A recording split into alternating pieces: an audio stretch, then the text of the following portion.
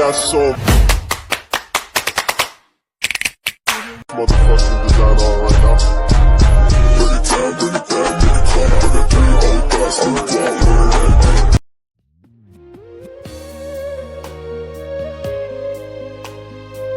Kurban menurut bahasa berasal dari kata qorubah yang berarti dekat. Sedangkan menurut syariat, kurban berarti hewan yang disembelih dengan niat beribadah untuk mendekatkan diri kepada Allah Subhanahu wa Ta'ala dengan syarat-syarat dan waktu tertentu, disebut juga udhiyah. Berkurban merupakan ibadah yang disyariatkan bagi keluarga muslim yang mampu. Firman Allah Subhanahu wa Ta'ala, Quran Surat Al-Kautsar ayat 1 dan ayat 2 yang berbunyi, A'udzu billahi minasy syaithanir rajim. Bismillahirrahmanirrahim. Inna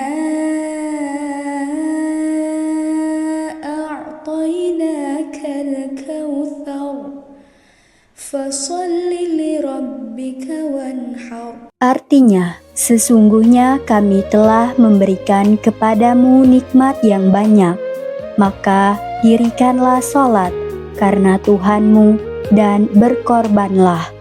Dan juga pada firman Allah Subhanahu wa Ta'ala, Quran Surat Al-Hajj ayat 34 yang berbunyi, Bismillahirrahmanirrahim. Walikulli ummatin ja'alna mansakan liyadhkuru ismallahi ala ma razaqahum min bahimatil an'am. Fa ilahukum ilahun wahidun falahu aslimu wa basyiril mukhbitin. Artinya, dan bagi tiap-tiap umat telah kami syariatkan penyembelihan kurban, supaya mereka menyebut nama Allah terhadap binatang ternak yang telah direzekikan Allah kepada mereka. Maka Tuhanmu ialah Tuhan yang Maha Esa. Karena itu berserah dirilah kamu kepadanya, dan berilah kabar gembira kepada orang-orang yang tunduk patuh kepada Allah. Berdasarkan ayat di atas, sebagian ulama berpendapat bahwa berkurban itu hukumnya wajib.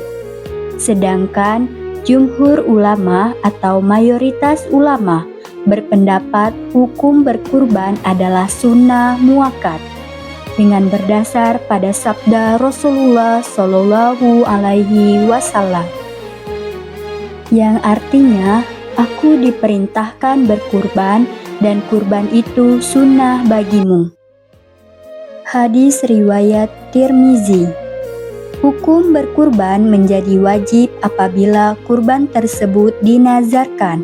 Menurut Imam Maliki, apabila seseorang membeli hewan dengan niat untuk berkurban, maka ia wajib menyembelihnya. Sejarah terjadinya ibadah kurban, yaitu ketika Nabi Ibrahim alaihissalam bermimpi menyembelih putranya yang bernama Ismail alaihissalam sebagai persembahan kepada Allah Subhanahu wa Ta'ala. Mimpi itu kemudian diceritakan kepada Ismail alaihissalam, dan setelah mendengar cerita itu, ia langsung meminta agar sang ayah melaksanakan sesuai mimpi itu. karena diyakini benar-benar datang dari Allah Subhanahu wa Ta'ala. Sebagaimana firman Allah Subhanahu wa Ta'ala. Quran Surat As-Saffat ayat 102 yang berbunyi, Bismillahirrahmanirrahim. Falamma balagha ma'ahu as-sa'ya qala ya bunayya inni ara fil manam qala ya bunayya inni ara fil manami anni adbahuka fanzur madza tara qala ya abati if'al ma tu'mar satajiduni insya'allahu minas sabirin. Yang artinya, maka tatkala anak itu sampai pada umur yang sanggup, berusaha bersama-sama Ibrahim. Ibrahim berkata, Hai anakku, sesungguhnya aku melihat dalam mimpi bahwa aku menyembelihmu. Maka fikirkanlah apa pendapatmu. Ia menjawab, Hai bapakku, kerjakanlah apa yang diperintahkan kepadamu. Insya Allah kamu akan mendapatiku termasuk orang-orang yang sabar. Di hari berikutnya, Ismail alaihissalam dengan segala keikhlasan hati menyerahkan diri untuk disembelih oleh ayahandanya sebagai persembahan kepada Allah Subhanahu wa Ta'ala dan sebagai bukti ketaatan Nabi Ibrahim alaihissalam kepada Allah Subhanahu wa Ta'ala. Acara penyembelihan segera dilaksanakan ketika tanpa disadari yang di tangannya adalah seekor domba. Firman Allah Subhanahu wa Ta'ala, Quran Surat As-Saffat ayat 106, 107, dan 108. Bismillahirrahmanirrahim. Inna hadza lahuwal bala'ul mubin wa fadaynahu bidhibhin 'adzim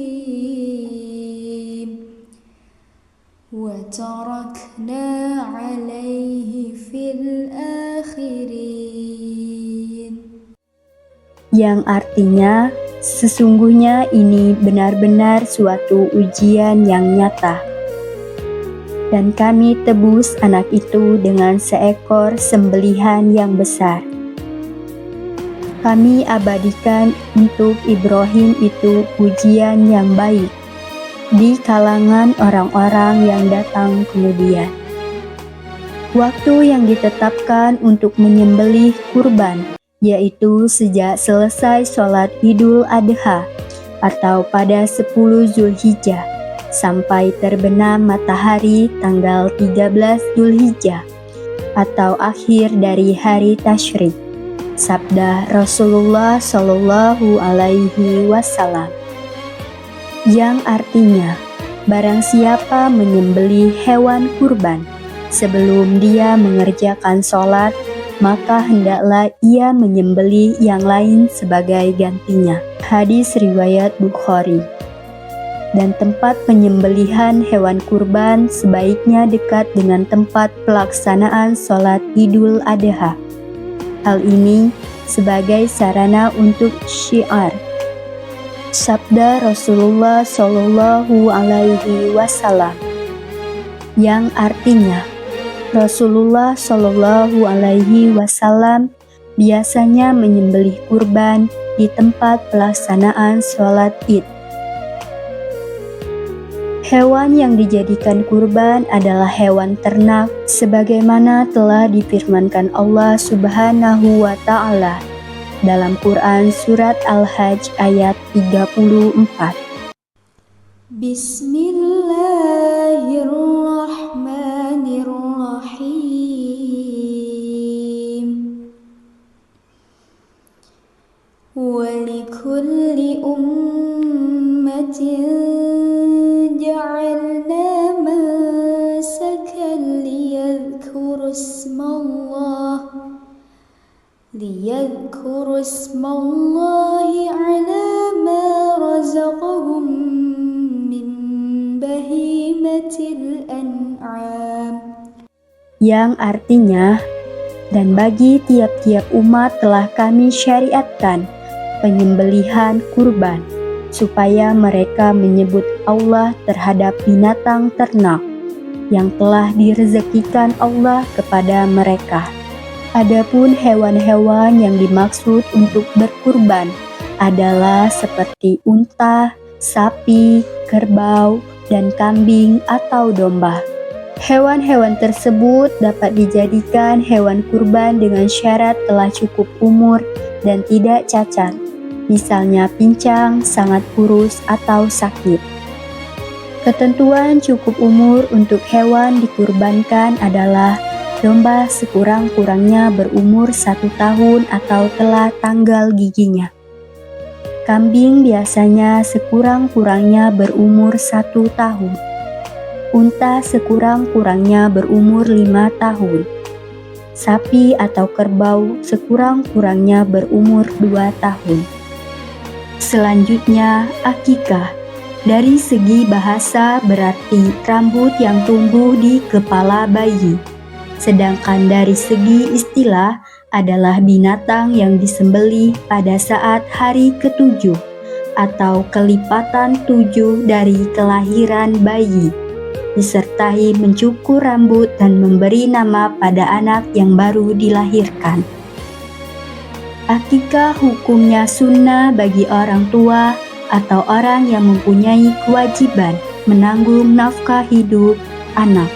Sabda Rasulullah Shallallahu Alaihi Wasallam yang maknanya, setiap anak tergadai dengan akikahnya yang disembelih baginya pada hari ke-7, dicukur rambutnya dan diberi nama. Hadis riwayat Ahmad dan Imam yang 4.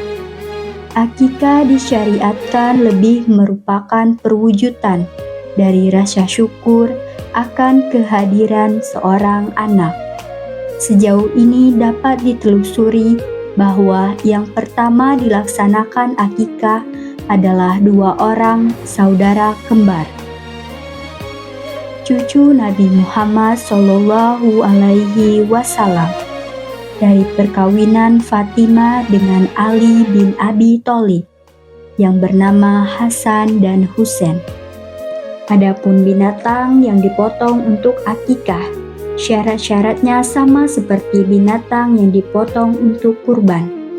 Ada hadis dari Aisyah yang maknanya bahwasannya Rasulullah Shallallahu Alaihi Wasallam memerintahkan orang-orang agar menyembelih akikah untuk anak laki-laki 2 ekor kambing yang umurnya sama dan untuk anak perempuan 1 ekor kambing. Penyembelihan akikah dilakukan pada hari ke-7 dari kelahiran anak. Dalam sebuah hadis Rasulullah Shallallahu Alaihi Wasallam yang maknanya, akikah disembelih pada hari ke-7, ke-14, dan ke-21. Berbagai peribadahan dalam Islam tidak terlepas dari hikmah-hikmah yang terkandung di dalamnya. Hal itu merupakan misi Islam sebagai agama rahmatan lil alamin. Akikah merupakan satu bentuk peribadahan mempunyai hikmah sebagai berikut. Merupakan wujud rasa syukur kepada Allah Subhanahu wa Ta'ala atas segala rahmat dan karunia yang telah dilimpahkan pada dirinya. menambah rasa cinta anak kepada orang tua karena anak merasa telah diperhatikan dan disyukuri kehadirannya di dunia ini. Dan bagi orang tua merupakan bukti keimanannya kepada Allah Subhanahu wa Ta'ala. Mewujudkan hubungan yang baik dengan tetangga dan sanak saudara yang ikut merasakan kegembiraan dengan lahirnya seorang anak karena mereka mendapat bagian dari akikah tersebut.